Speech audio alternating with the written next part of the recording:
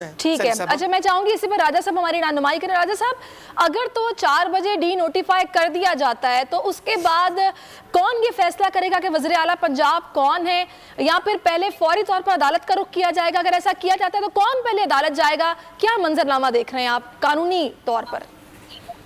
دیکھیے قانونی طور پہ ایک کانسٹیٹیوشنل کرائسس ہم کو نظر آ رہا ہے.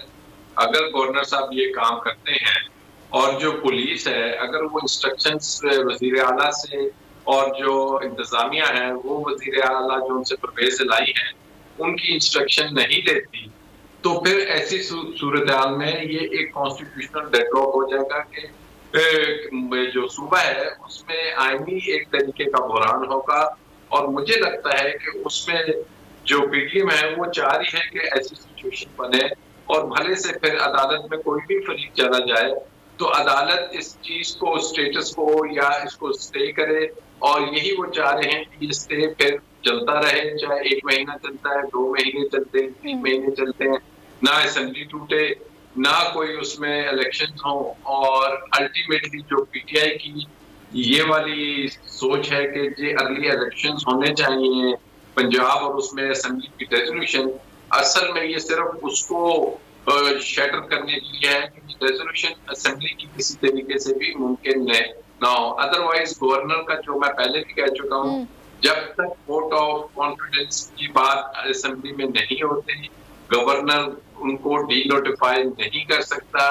اب جو مسئلہ ہے وہ اسپیکر کا اور گورنر کا ہے اور اس میں بھی وہ عدالت جایا جا سکتا ہے کہ آیا گورنر کا یہ جو سیشن کال کرنا ہے یا نہیں.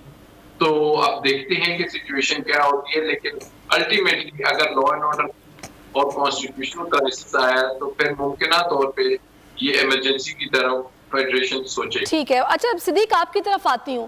الٹیمیٹلی اس معاملے کو عدالت میں اگر جانا ہے تو ظاہر ہے اگر یہ غیر آئینی ہے تو عدالت تو اس کو اڑا کر رکھ دے گی، لیکن اس سارے سینیریو میں تھوڑا ٹائم گین ہو جائے گا پی ڈی ایم کے لیے. اس ٹائم گین میں کرنا کیا چاہتے ہیں؟ الٹیمیٹلی تو اسمبلیاں ڈیزالو ہونی ہے، الیکشن کی طرف تو جانا ہی جانا ہے.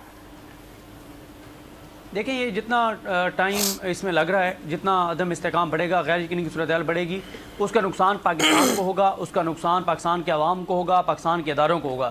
ان کو فائدہ ہوگا کیونکہ جب تک یہ حکومت ان کی رہے گی، کیونکہ آج آپ نے دیکھا جس طرح سے شہباز شریف صاحب کے جو داماد ہیں ان کو بھی آج ضمانت مل گئی ہے اور کہ جناب آپ جائیں 14 دن تک آپ کو کوئی گرفتار نہیں کر سکتا.